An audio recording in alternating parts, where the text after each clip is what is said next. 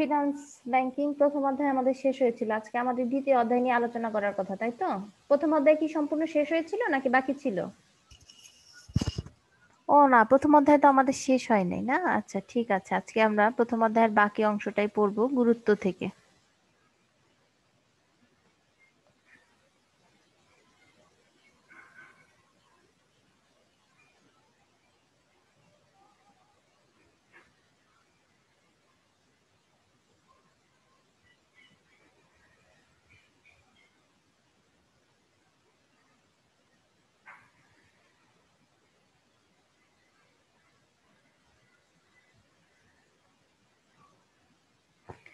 কারবারি অর্থায়নের নীতি আজকে পড়ার কথা ছিল আমাদের, তাই তো? এর আগে আমরা ওগুলো শেষ করেছি। কারবারি অর্থায়নের কিছু নীতিমালা রয়েছে, যে কোনো কাজের বা যে কোনো কিছুরই একটা নীতি থাকে, যে হ্যাঁ এই নীতি অনুযায়ী আমরা চলবো এবং এই নিয়ম কানুন আমাদেরকে মেনে চলতে হবে।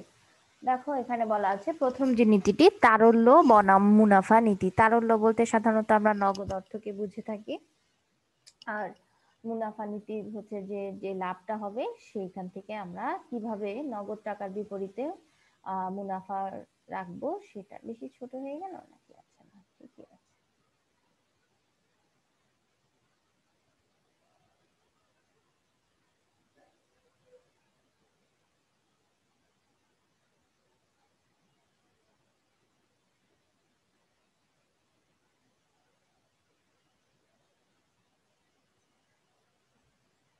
ঠিক আছে।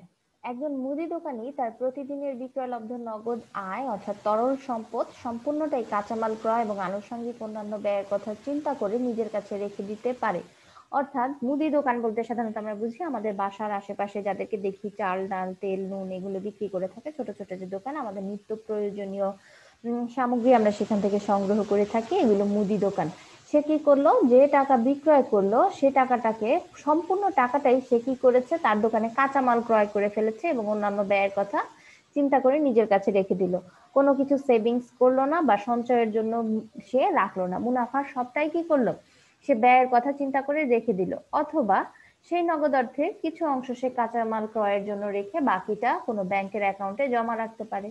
আবার বলা হচ্ছে সম্পূর্ণটা সে ব্যয় করতে পারে, আবার কিছুটা অংশ সে কি সঞ্চয় হিসেবে রাখতে পারে, বা ওই যে আমরা জেনেছিলাম লভ্যাংশ নীতিটা কি, সেখানে সংরক্ষণ হিসেবে আমরা পরবর্তীতে যাতে ব্যবসায় সম্প্রসারণ বা অন্যান্য কাজে ব্যবহার করতে পারি, এজন্য কিন্তু ব্যাংকেও রাখা যেতে পারে, যা থেকে নির্দিষ্ট সময়ে কিছু মুনাফা বা সুদ পাওয়া সম্ভব। ব্যাংকে টাকা রাখলে আমরা সুদ পাবো। এক্ষেত্রে দোকানিকে সিদ্ধান্ত নিতে হয় যে নগদ অর্থ কি পরিমাণ নিজের কাছে রাখলে দৈনন্দিন প্রয়োজন মেটানো সম্ভব। এখন তোমার আয়টা কতটুকু সেটা তোমাকে চিন্তা করতে হবে। এখন সম্পূর্ণটাই যদি তুমি ব্যয় করে ফেলো তাহলেও কিন্তু হবে না, আবার যদি সবটাই ব্যাংকে রেখে দাও তাহলে ব্যবসায় চলা সম্ভব নয়। এখন তোমাকে এটা মেজারমেন্ট করতে হবে আসলে ঠিক কতটুকু নগদ অর্থ তোমার কাছে রাখলে, বা তুমি যদি জমা রেখে দাও সেক্ষেত্রে তোমার কতটুকু অর্থ তুমি ব্যবসায় বিনিয়োগ করা উচিত, এই বিষয় নিয়ে তোমাকে একটু চিন্তা ভাবনা করতে হবে। তো ব্যাংক থেকে যে প্রাপ্য নিজের কাছে রাখে তাতে ব্যাংক থেকে প্রাপ্য আয়ের পরিমাণ কমে যাবে। অর্থাৎ তুমি যে নগদ অর্থ বা তরল অর্থ তোমার কাছে রাখলে সেটা যদি তুমি তোমার নিজের কাছে রেখে দাও তাহলে কি হবে, অন্যদিকে ওই যে ব্যাংকে যে মুনাফাটা সেটা কমে আসবে। কারণ কি, নগদ টাকা নিজের কাছে রাখার কারণে মুনাফা বা ব্যাংকে টাকা আমরা কম রাখছি, নিজের কাছেই রেখে দিচ্ছি, তো ব্যাংক নিজের কাছে তো আর সুদ পাবো না, কিন্তু ব্যাংকে টাকা রাখলে আমরা কিছুটা মুনাফা পাবো। তো নিজের কাছে যদি বেশি নগদ রেখে দেই আর ব্যাংকে কম রাখি তাহলে সুদ কিছুটা কমে যাবে। আবার ব্যাংকে যদি বেশি টাকা রেখে দেই তাহলে ব্যবসায় কি দৈনন্দিন কার্য ব্যাহত হবে। যেমন তুমি একটা নির্দিষ্ট সময়ের জন্য টাকাটা সেভিংসে রেখেছো, কিন্তু দেখা যাচ্ছে তোমার আসলে আজকেই টাকাটা প্রয়োজন বা অন্য কোনো কাজে অর্থের প্রয়োজন, সেক্ষেত্রে কি হবে, ব্যাংক থেকে টাকা তোলা বা কাঁচামাল সংগ্রহ করাটা একটু কঠিন হয়ে যাবে। এজন্য তোমাকেই নির্ধারণ করতে হবে ঠিক কতটা অর্থ তোমার কাছে রাখাটা উচিত।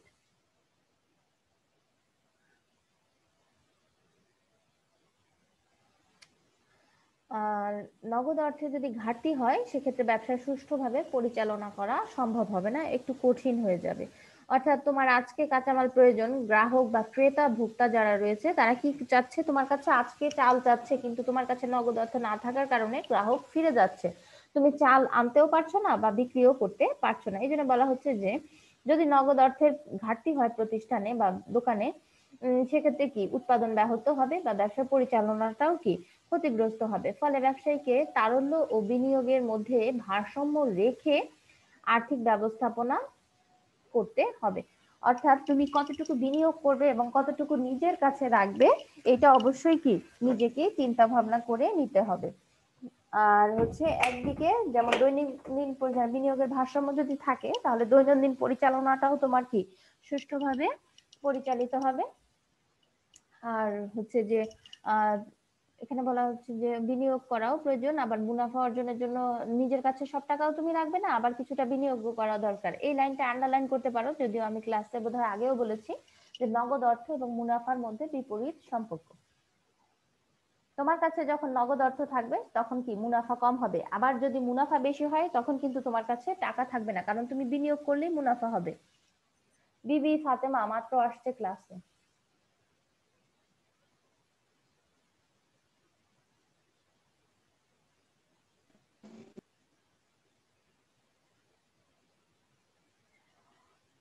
তাহলে তারল্য এবং মুনাফার মধ্যে উপযুক্ত ভারসাম্য বজায় রাখা অর্থায়নের একটি অন্যতম নীতি। অর্থাৎ তুমি কতটুকু বিনিয়োগ করবে, কতটুকু নিজের কাছে রাখবে, এই ভারসাম্যটা তোমাকে করতে হবে। এর ফলে কি হবে, ব্যবসায় মুনাফা বৃদ্ধি পাবে। খুব বেশি টাকা যদি বিনিয়োগ করে ফেলো সেক্ষেত্রে মুনাফা বেশি হবে, আবার যদি তুমি নিজের কাছে কিছু নগদ অর্থ রেখে দাও ভবিষ্যতের জন্য, সেটাও কি বুদ্ধিমানের মতো কাজ হবে। কিন্তু তোমাকে দুইটার মধ্যে ভারসাম্য নিজেকে আনতে হবে, আসলে কতটুকু বিনিয়োগ করতে হবে আর কতটুকু নিজে সংরক্ষণ করে রাখতে হবে। এখানে এটাই বলা হচ্ছে যে তারল্য বনাম মুনাফা নীতি। তোমার নগদ অর্থের পরিমাণ কতটুকু রাখা সম্ভব আর কতটুকু বিনিয়োগ করলে তোমার মুনাফাটা হবে। ঠিক আছে, কারো কোথাও প্রশ্ন আছে?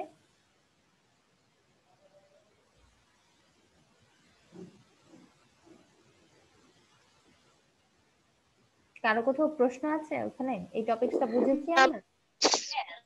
আচ্ছা জি ঠিক আছে, মিস, বুঝেছি। Okay good. তাহলে এরপরে রয়েছে আমার উপযুক্ততার নীতি।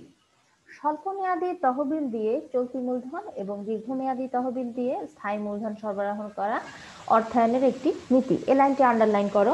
আমরা সাধারণত চলতি মূলধন সরবরাহ করি কিসের দ্বারা? স্বল্প মেয়াদী তহবিল দিয়ে। আর দীর্ঘমেয়াদী তহবিল দিয়ে স্থায়ী মূলধন। স্থায়ী মূলধন বলতে সাধারণত আমরা বুঝে থাকি প্রতিষ্ঠানের যেগুলো স্থায়ী সম্পদ, যেমন কারখানার মেশিনারিজ, বিল্ডিং, তারপরে আসবাবপত্র, এই ধরনের যে জিনিসগুলো সেগুলো হচ্ছে আমার স্থায়ী মূলধন বিনিয়োগ করা হয়। অর্থাৎ দীর্ঘ সময়ের জন্য তুমি এই মূলধনটি বিনিয়োগ করছো, যেখান থেকে তুমি প্রতি বছরই একটু একটু করে মুনাফা পেতে পারো। আর স্বল্প মেয়াদী তহবিল গুলো হচ্ছে তুমি চলতি মূলধন হিসেবে ব্যবহার করবে, যেমন কারখানার ভাড়া, বিদ্যুৎ বিল, কর্মচারীর বেতন, তারপরে এক্সেট্রা এক্সেট্রা যেগুলো রয়েছে, যাতায়াত খরচ, টেলিফোন বিল, এই যে পরোক্ষ খরচ যেগুলো, এগুলো হচ্ছে তোমার নিত্য নৈমিত্তিক প্রয়োজন। ঠিক আছে, তো একটি ব্যবসা প্রতিষ্ঠান চালিয়ে রাখার জন্য যে নিত্য নৈমিত্তিক অর্থের প্রয়োজন হয় সেটি হচ্ছে চলতি মূলধন। যদি চলতি মূলধনের সংজ্ঞা তোমরা জানতে চাও তাহলে এই সংজ্ঞাটিও দিতে পারো বা শিখে রাখতে পারো, খুবই সহজ। যেমন ব্যবসা প্রতিষ্ঠান চালিয়ে রাখার জন্য নিত্য নৈমিত্তিক, নিত্য নৈমিত্তিক মানে হচ্ছে প্রতিদিনের যে অর্থের প্রয়োজন আমাদের হয়ে থাকে সেগুলো হচ্ছে চলতি মূলধন, যেমন কাঁচামাল ক্রয়, শ্রমিকের মজুরি প্রদান ইত্যাদি। অন্যদিকে রয়েছে মেশিন ক্রয়, কারবারের দালান কোঠা নির্মাণ ইত্যাদি হলো স্থায়ী মূলধন, যেটি আমি শুরুতেই বলেছি যে স্থায়ী মূলধনগুলো সাধারণত দীর্ঘমেয়াদী হয়ে থাকে এবং অনেক বড় অঙ্কের টাকা হয়ে থাকে। চলতি মূলধনের পরিমাণ কম বলে এর উৎসও কম হয়। অর্থাৎ চলতি মূলধন কিন্তু বেশি হয় না, কর্মচারী বেতন যে টাকা হবে, তারপরে হচ্ছে যে বিল কত, আর এক মাসে বিদ্যুৎ বিল কত, সর্বোচ্চ 5,000 টাকাই হোক। তো এই যে ছোট ছোট অর্থের অঙ্ক যেগুলো, এগুলো হচ্ছে আমার চলতি মূলধন, যেগুলো স্বল্প মেয়াদী উৎস থেকে আমরা সংগ্রহ করে থাকি, যেমন বাণিজ্যিক ব্যাংক, অর্থায়ন প্রতিষ্ঠান, বিনিয়োগ ব্যাংক, ডিবেঞ্চার হোল্ডার, এই ধরনের উৎসগুলো দীর্ঘমেয়াদী ঋণ প্রদান করে থাকে। আর পক্ষান্তরে বিক্রয়লব্ধ অর্থ দিয়ে চলতি মূলধন ব্যবস্থাপনা করা উচিত। তাহলে আমাদের চলতি মূলধন যেটি, সেটি আমরা কোত্থেকে পাবো? পণ্য বিক্রি করব আর সেখান থেকে যে অর্থটা আসবে সেখান থেকেই আমরা টাকা সংগ্রহ করব। ঠিক আছে, আর দীর্ঘমেয়াদী উৎস থেকে তহবিল সংগ্রহের জন্য ঋণদাতা প্রতিষ্ঠানকে অধিক হারে সুদ প্রদান করতে হয়। যেগুলো আমার স্থায়ী মূলধনের জন্য আমরা দীর্ঘমেয়াদী অর্থ সংগ্রহ করে থাকি, সেগুলো সাধারণত কি করতে হয়, যাদের কাছ থেকে আমরা ঋণ নেই তাদেরকে ঋণের অধিক বা উচ্চ সুদ প্রদান করতে হয়। তো এটা একটা বাড়তি খরচ কোম্পানির জন্য বা প্রতিষ্ঠানের জন্য। যদি চলতি ব্যয় নির্বাহের জন্য দীর্ঘমেয়াদী উৎস থেকে অর্থ সংগ্রহ করা হয়, তবে দেখা যায় উপার্জিত আয় থেকে ঋণের সুদ পরিশোধ করা অসম্ভব হয়ে যায়। অর্থাৎ তুমি যদি তোমার দীর্ঘমেয়াদী উৎস থেকে চলতি যে ব্যয়গুলো সেগুলো যদি তুমি দীর্ঘমেয়াদী উৎসে ব্যবহার করে থাকো বা তোমার স্থায়ী মূলধন থেকে টাকা নিয়ে চলতি মূলধন বিনিয়োগ করে থাকো, সেক্ষেত্রে কি হবে, ঋণের সুদ বেশি হবে। এখন তুমি আরেকজনের কাছ থেকে ঋণ নিয়ে এসে, সাপোজ ধরো তোমার বাসায় রয়েছে চাল ডাল, এখন তুমি খেতে পারবে কি সিম্পল ডাল ভাত, কিন্তু তোমার বিরিয়ানি খেতে ইচ্ছা করতেছে। এখন তুমি কি করলা, একজনের কাছ থেকে ঋণ নিলা, ঋণ নিয়ে বিরিয়ানি রান্না করলা পোলার চাল টাল এনে। এখন কি করলা তুমি, বলে কি না আমি একা খাবো কেন, আমার আত্মীয় স্বজন যা আছে, মানে তুমি নিজেই খেতে পারতেছো না, আবার আত্মীয় স্বজনরাও বিরিয়ানি খাওয়াইতে চাইতেছে, ঠিক আছে, এইটাই। তাহলে কি তোমার ঋণটা বেশি হয়ে যাবে না? যেখানে 100 টাকায় তোমার হয়ে যাচ্ছে, তুমি কি করলা, আত্মীয় স্বজনকে খাওয়ানোর জন্য 500 টাকা ঋণ করে বসে থাকলা। এটাই এখানে বলা হচ্ছে যে তুমি তোমার চলতি যে মূলধনটা রয়েছে সেখানে যদি দীর্ঘমেয়াদী খাত থেকে বা তহবিল থেকে তুমি ঋণ নিয়ে ব্যবসা পরিচালনা করো, সেক্ষেত্রে ঋণের সুদ কি হবে, ব্যবসায় মুনাফার চেয়ে ঋণের সুদটাই বেশি হয়ে যাবে। এজন্যে তোমাকে উপযুক্ততার নীতি অনুসরণ করতে হবে। এটাই বলা হচ্ছে যে কোথায় কতটুকু বা কোন খাতে কোন উৎস থেকে তুমি তহবিল সংগ্রহ করবে সেটিও নির্ধারণ করতে হবে।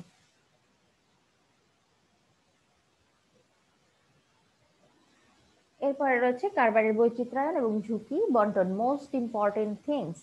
এটা আমাদের অনেকবার এসেছে, খতে আসে, গতে আসে, মানে উদ্দীপক হিসেবেও আসে। তহবিল বিনিয়োগের ক্ষেত্রে কারবারি পণ্য বা সেবা যতদূর সম্ভব বৈচিত্র্যপূর্ণ হলে কারবারের ঝুঁকি বন্টিত হয় ও হ্রাস পায়। অর্থাৎ তুমি একই সাথে যদি একাধিক পণ্য বা বিভিন্ন ধরনের পণ্য উৎপাদন ও বিক্রয় করে থাকো, সেক্ষেত্রে তোমার ঝুঁকিটা কি হ্রাস পাবে। অর্থাৎ একই দোকানে কয়েকটি কাজ শুরু করা, যেমন ধরো আগে আমরা দেখতাম যে কিছু স্টেশনারি রয়েছে যেখানে খাতা কাগজ কলম এগুলো বিক্রি করে, তাই তো, লাইব্রেরি যেগুলো। তো এটার পাশাপাশি এখন কি করা হচ্ছে, ফটোকপির একটি মেশিন রাখা হচ্ছে। তো বই খাতা বিক্রি না হলেও ফটোকপি কিন্তু প্রতিদিনই হবে। আবার অনেকে যদি ফটোকপি করতে না চায়, তার পাশাপাশি কি করা হচ্ছে, ফটোকপির একটা মেশিন কিন্তু ছোট, যেটা দোকানের পাশেই রাখা যায়। আরো যদি তুমি বৈচিত্র্য আনতে চাও দোকানে, সেক্ষেত্রে কি করলে, ফ্লেক্সি লোডের ব্যবস্থাও করে দিলে। অর্থাৎ তুমি বই খাতা বিক্রির পাশাপাশি ফটোকপি করতে পারছো। ফটোকপি যদি কেউ না হয়, তাহলে তুমি কি করতে পারছো, দোকানে ফ্লেক্সি লোড, মানে তোমার একটা না একটা ব্যবসা কি চলছে, কোনোটা স্থির নেই। এই জন্য বলা হচ্ছে যত দূর সম্ভব বৈচিত্র্য আনতে পারবে ব্যবসায়, তখন ঝুঁকিটাও তোমার আরো বেশি বন্টন হবে। প্রতিটি ব্যবসা প্রতিষ্ঠানে অনিশ্চিত ভবিষ্যৎকে কেন্দ্র করে মুনাফা অর্জনের চেষ্টা করে। আমরা যেটি শুরু থেকেই শিখে আসছি, আমাদের ব্যবসার মূল উদ্দেশ্য হচ্ছে মুনাফা অর্জন, এবং ব্যবসায় কি অবশ্যই ঝুঁকি থাকতে হবে। তো এই ঝুঁকিকে কেন্দ্র করে মুনাফা অর্জনের উদ্দেশ্যে আমরা কি করি, চেষ্টা করে যাই। ফলে ব্যবসায়ীকে নানাবিধ ঝুঁকির সম্মুখীন হতে হয়। আর এই ঝুঁকিগুলো বিভিন্ন কারণে সৃষ্টি হতে পারে, যেমন হচ্ছে অর্থনৈতিক, রাজনৈতিক, সামাজিক প্রেক্ষাপট পরিবর্তন, বাজারে নতুন পণ্যের উপস্থিতি, প্রাকৃতিক দুর্যোগ, আকস্মিক দুর্ঘটনা ইত্যাদি। অর্থনৈতিক কারণে ঘটতে পারে ঝুঁকি, রাজনৈতিক কারণ যেমন হরতাল, বিভিন্ন ধরনের ইস্যু থাকে, এগুলো নিয়ে ঝামেলা হতে পারে। সামাজিক প্রেক্ষাপট পরিবর্তন, যেমন ধরো যে আমাদের কিছুদিন আগেও কি গরম ছিল, এখন আছে শীত। এখন তুমি কি করলা, গরমের দিনের জামা কাপড়ের ব্যবসা শুরু করে এখন শীতে বসে থাকলে হবে? এখন কি বিক্রি করতে হবে, সোয়েটার শাল, ঠিক আছে। এই যে বৈচিত্র্যায়ন, এটা তোমাকে করতে হবে। এরপর রয়েছে বাজারে নতুন পণ্যের উপস্থিতি। কিছুদিন পর পরই এক একটা জিনিস বের হয়, কখনো ছোট জামা বের হয়, কখনো বড় জামা বের হয়, কখনো লম্বা হাতা, কখনো ছোট হাতা, এই টাইপ, তাই তো। তো এই যে পণ্যের যে উপস্থিতি, নতুন নতুন পণ্যের উপস্থিতি বা নতুন পণ্যের চাহিদা, এগুলো আমাদেরকে নির্ধারণ করতে হবে। প্রাকৃতিক দুর্যোগ, আকস্মিক দুর্ঘটনা, এক্সেট্রা এক্সেট্রা যেগুলো রয়েছে সেগুলো। তো এসব পরিবর্তনগুলোকে নিয়ন্ত্রণ করা বা এর জন্য প্রস্তুতি নেওয়া ব্যবস্থাপকদের পক্ষে সাধারণত সম্ভব নয়। অর্থাৎ এই জিনিসগুলো কিন্তু একজন ব্যবস্থাপকের নিয়ন্ত্রণে না। যেমন কালকে হরতাল, এটা কি ব্যবস্থাপক দিবে নাকি দেশের রাজনৈতিক দলগুলো দিবে? কাজে সে কিন্তু এটা নিয়ন্ত্রণ করতে পারবে না। সো তাকে কি করতে হবে, প্রয়োজনীয় ব্যবস্থা নিতে হবে। এই ঝুঁকি বন্টনের নীতি অনুসরণের ফলে অনিশ্চিত বাজার পরিস্থিতিতে প্রত্যাশিত মুনাফা অর্জন সম্ভব। এর জন্য তোমাকে ঝুঁকি বন্টন করতে হবে, যেটাই হোক না কেন তুমি তোমার ব্যবসা চালিয়ে যেতে পারবে।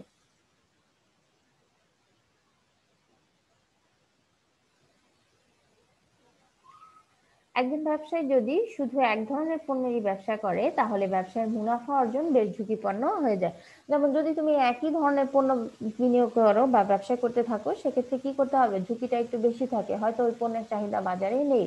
যেমন ধরো তুমি কি করলে, দোকান দিলে, সেই দোকানে তুমি কি করতেছো, শুধুমাত্র বিস্কিট বিক্রি করতেছো, বেকারি যেটাকে বলা হয়। বেকারিতেও কিন্তু এখন বিস্কিট একা বিক্রি করে না, কি কি বিক্রি করে, কেক, বিভিন্ন ধরনের আইটেম, বিস্কিটের মধ্যে 8-9 ধরনের কি বিস্কিটেরা তৈরি করে। এটা হচ্ছে বৈচিত্র্যায়ন, ঠিক আছে। কোথায় ছিলাম? অর্থাৎ কোনো একটি পরিস্থিতিতে একটি পণ্যের বিক্রয় হ্রাস পেলে অন্য পণ্যের বিক্রয় দিয়ে কারবারটি হ্রাসকৃত বিক্রয় পুষিয়ে নেওয়া সম্ভব হবে। ফলে সব ধরনের অবস্থায় আমরা কাঙ্ক্ষিত মুনাফা অর্জন করতে পারবো। যেমন এখানে একটি উদাহরণ দেওয়া আছে যে একজন মুদি ব্যবসায়ী যদি তার দোকানে সনাতনী সাবান এবং হালাল সাবান, দুই ধরনের সাবানই বিক্রয় করেন, তবে দুই ধরনের ক্রেতাই কি দোকানে সমাগম হবে। অর্থাৎ যে কয় ধরনের পণ্য আছে সে যদি সবই বিক্রি করে তাহলে দুই ধরনের ক্রেতাই তার কাছে আসবে, কারণ হচ্ছে কি, জানি আমরা ওই দোকানে এই সাবানটা রয়েছে। আবার যদি শুধু সাধারণ বা সনাতনী সাবান রাখে তবে হালাল সাবানের ক্রেতারা অন্য দোকানে গিয়ে হালাল সাবান কিনবে, এতে শুধু সনাতনী সাবান বিক্রেতার মোট বিক্রয় হ্রাস পাবে। অর্থাৎ সে কি করবে, এক ধরনের সাবান যদি বিক্রি করে তাহলে এক ধরনের ক্রেতা পাবে। এই জন্য বলা হচ্ছে যে যদি পণ্যের বৈচিত্র্যায়ন থাকে ব্যবসার মুনাফাটাও কি। মিস হ্যাঁ বলো, কি সমস্যা? মিস হালাল সাবান আর সনাতনী সাবান কি? আচ্ছা, হালাল সাবানটা হচ্ছে যে সকল সাবানে ওই যে সাবানে বেশিরভাগ সময় চর্বি ব্যবহার করে, চর্বিটা কি করে আমাদের যে ময়লাটা সেটা কাটিয়ে নিয়ে যায়, ঠিক আছে। তো এটার মধ্যে যেটুকু জানি আমি, এক ধরনের শূকরের যে চর্বিটা সেটা ব্যবহার করা হতো আগের যুগে, কিন্তু এখন এগুলো সবই আমাদের হালাল সাবান। এই উদাহরণগুলো একটু পুরনো, ঠিক আছে, কিছু আছে ওইটাই। আর সনাতনী সাবানটা হচ্ছে নর্মাল যে সাবানগুলো আমরা ব্যবহার করে থাকি সেগুলো। মানে আগে তো এত সাবান ছিল না, মানুষ বিভিন্ন ধরনের কি পচা সাবান, গোল সাবান এগুলো ব্যবহার করতো, ঠিক আছে। তো এইগুলি। আবার বলা হচ্ছে দেখো, আবহাওয়া এবং ঋতুভেদেও কোনো পণ্যের বিক্রয়ে হ্রাস বৃদ্ধি ঘটতে পারে। যেমন শীত বস্ত্রের চাহিদা শুধুমাত্র শীতকালেই বেশি থাকে, যেমন এখন অল্প সময় হলেও মানুষ কি শীত বস্ত্রটা প্রয়োজন, যেমন রোজা আজকে শীত বস্ত্র পরে আসছে দেখা যাচ্ছে। আর কি নুসরাত শীত বস্ত্র পরে নাই বলে তার শীত লাগতেছে, ঠুকঠুক করতেছে শীতে, তাই না?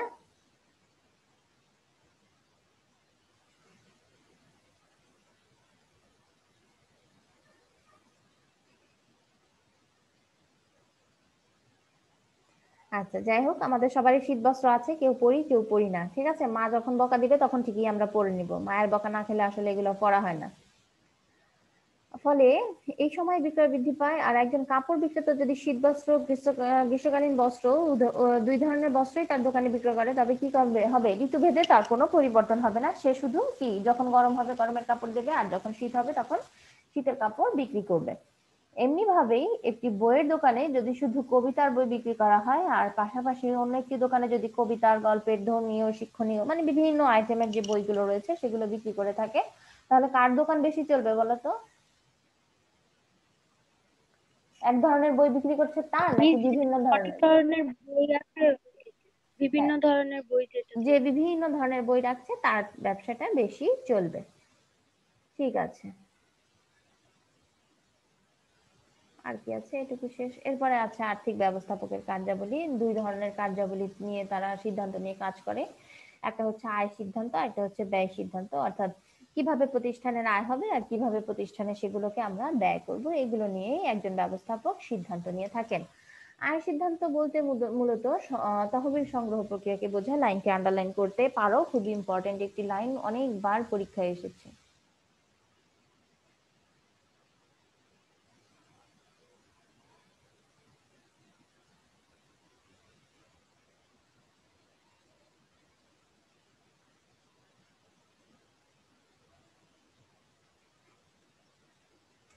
অর্থায়ন সিদ্ধান্তের আওতায় তহবিল সংগ্রহের ভিন্ন উৎস নির্বাচন এবং এসব উৎসের সুবিধা অসুবিধা বিশ্লেষণ করে অর্থায়ন সংক্রান্ত সিদ্ধান্ত বা পরিকল্পনা যেগুলো রয়েছে সেগুলো গ্রহণ করা হয়ে থাকে।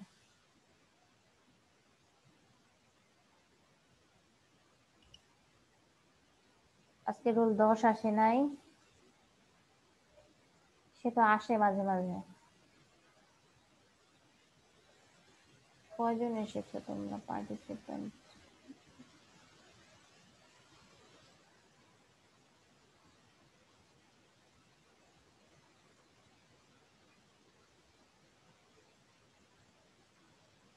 10 জন। আচ্ছা, এই ক্লাসেই কম নাকি অন্য ক্লাসেও এরকমই অবস্থা? রোজা, মেয়েরা আসে? সব ক্লাসে এরকমই অবস্থা। আগে বেশি আসতো, এখন তো একেবারেই আসে না। তোমাদের অ্যাসাইনমেন্ট দেয় না বলে তোমরা আর আসো না, এটাই মনে হয় মূল কারণ। চিন্তা করো না, তোমাদের কিন্তু টেস্ট পরীক্ষা হবে, ঠিক আছে? সত্যি বলতে মানে স্কুলে গিয়ে ক্লাস করা আর এরকম নেটে বসে না ক্লাস সেটা ঠিক করা আছে, মানে হ্যাঁ এটা আসলে অতটাই লাগে না।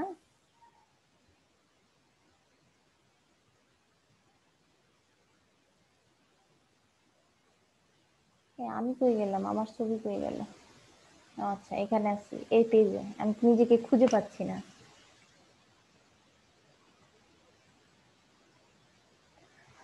আচ্ছা, আয় সিদ্ধান্ত, যেখানে আমাদের অনেক উৎসের সুবিধা অসুবিধা রয়েছে বিশ্লেষণ করে অর্থায়ন সংক্রান্ত পরিকল্পনা গ্রহণ করে। সাধারণত চলতি ব্যয় নির্বাহের জন্য স্বল্প মেয়াদী উৎস থেকে, ওই যে যেটি আমরা আগে পড়লাম, আমাদের যে চলতি খরচগুলো আছে সেগুলো আমরা স্বল্প মেয়াদী উৎস থেকে সংগ্রহ করব, আর দীর্ঘমেয়াদী উৎস থেকে সংগ্রহ করব হচ্ছে আমাদের স্থায়ী মূলধনগুলো। এগুলো সাধারণত ব্যবসায় তহবিলে সংগ্রহে মালিক পক্ষের নিজস্ব পুঁজি এবং বিভিন্ন উৎস থেকে ঋণ গ্রহণের মাধ্যমে আমরা সংগ্রহ করে থাকি। অর্থাৎ মালিক নিজে টাকাও দিতে পারে, আবার কারো কাছ থেকে ঋণও নিতে পারে। বিভিন্ন ঋণ দানকারী প্রতিষ্ঠান যারা রয়েছে তাদের কাছ থেকে আমরা ঋণ সংগ্রহ করতে পারি। তো এই যে শেয়ার হোল্ডাররা রয়েছে, বড় বড় কোম্পানি যারা, তারা কি শেয়ারের মাধ্যমে মূলধন সংগ্রহ করে থাকে। তো এই যে শেয়ার হোল্ডার যারা রয়েছে তারা তাদের শেয়ার দ্বারা ব্যবসায় মূলধন সংগ্রহ করে। আর প্রতিষ্ঠানের ঋণের দায় বৃদ্ধি পায় মালিক পক্ষ থেকে সংগৃহীত মূলধনের পরিমাণের উপর ভিত্তি করে মালিক পক্ষের অধিকার প্রতিষ্ঠিত হয়। ফলে সঠিক অর্থায়ন সিদ্ধান্তের মাধ্যমে একটি প্রতিষ্ঠান ঋণের দায় এবং মালিকানা সত্ত্বের মধ্যে ভারসাম্য বজায় রাখতে পারে। অর্থাৎ মূল ঘটনা হচ্ছে যে তুমি কোথায় কোথায় ব্যয় করবে এবং কোথায় বিনিয়োগ করলে তোমার আয় হবে, সেগুলো দুইটি অর্থ, চলতি মূলধন এবং স্থায়ী মূলধন যে দুটি রয়েছে, এই দুটির মাধ্যমে তোমার সমতা আনতে হবে। এবং ঋণের দিকে তোমাকে বিশেষভাবে লক্ষ্য রাখতে হবে যাতে প্রতিষ্ঠানের দায় বেশি হয়ে না যায়। যদি তুমি ঋণ নিতেই থাকো সুবিধা থাকার কারণে, কিন্তু তোমাকে ঋণের সুদ আবার গুনতে হবে। তো এই যে ঋণের দায় এবং মালিকানা সত্ত্ব, এই দুইটার মধ্যে ভারসাম্য নেওয়াই হচ্ছে আয় সিদ্ধান্তে গুরুত্বপূর্ণ কাজ।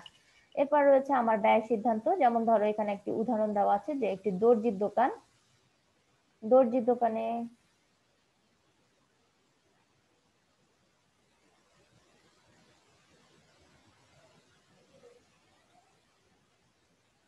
লেখাটা কি ওইদিকে চলে গেল বেশি কেন?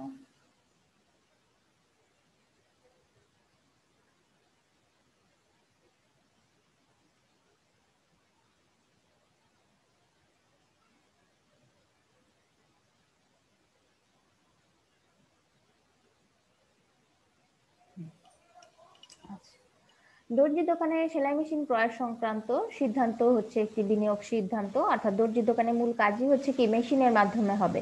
আবার মুদি দোকানের আসবাবপত্র, রেফ্রিজারেটর, এগুলোও কি বিনিয়োগ সিদ্ধান্ত, কারণ মুদি দোকানে ফ্রিজ থাকতে হবে যেখানে সে পণ্যগুলো সংরক্ষণ করতে পারবে দীর্ঘমেয়াদী।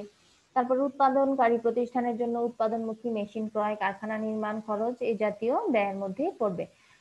যেমন প্রস্তুতকারী প্রতিষ্ঠানে মেশিন ক্রয় সংক্রান্ত সিদ্ধান্ত গৃহীত হয়। অর্থাৎ উৎপাদনকারী প্রতিষ্ঠান যারা পণ্য উৎপাদন করে থাকে তাদের মেশিনের প্রয়োজন রয়েছে।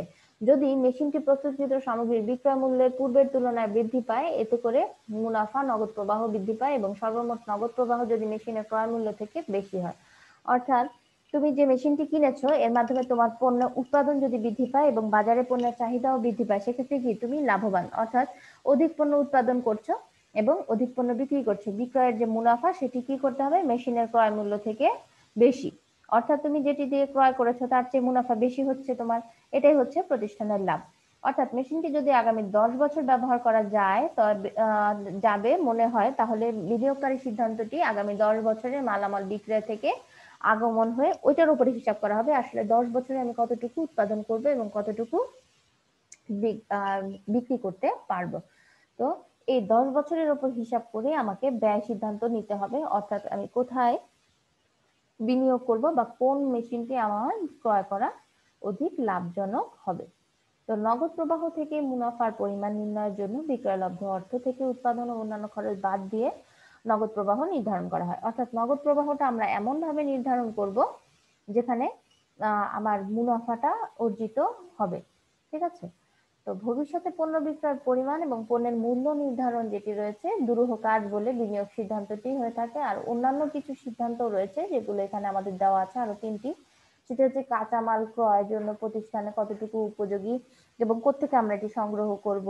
তারপর দৈনন্দিন প্রয়োজনে নির্বাহ করার জন্য কি পরিমাণ নগদ অর্থ রাখা উচিত, ওই যে আমরা প্রথমে যে বললাম যে কতটুকু নগদ তোমাকে রাখতে হবে মুনাফার বিপরীতে। আরেকটা হচ্ছে তোমার বিভিন্ন যেসব উৎস থেকে তহবিল সংগ্রহ করা হয় সেগুলো বা তাদের প্রাপ্য প্রদান করা আরেকটি সিদ্ধান্ত। অর্থাৎ তুমি যে ঋণ নিচ্ছ তাকে পরিশোধ করতে হবে অবশ্যই, এবং তোমাকে সেটা কোত্থেকে পরিশোধ করতে হবে, তোমার মুনাফার অংশ থেকে পরিশোধ করতে হবে, সেটার দিকেও তোমাকে খেয়াল রাখতে হবে। ঠিক আছে।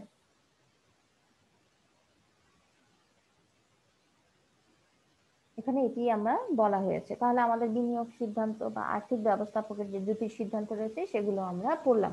বাসায় একটু পড়তে হবে, আর কিছু করার নাই। অনলাইনে ক্লাস যেহেতু কষ্ট করে করতেছো, তার চেয়েও বেশি ইম্পর্টেন্ট হচ্ছে বাসায় তোমাকে সময় দিতে হবে। ঠিক আছে। আচ্ছা, তাহলে আজকের ক্লাস এখানেই রাখছি। ধন্যবাদ সবাইকে।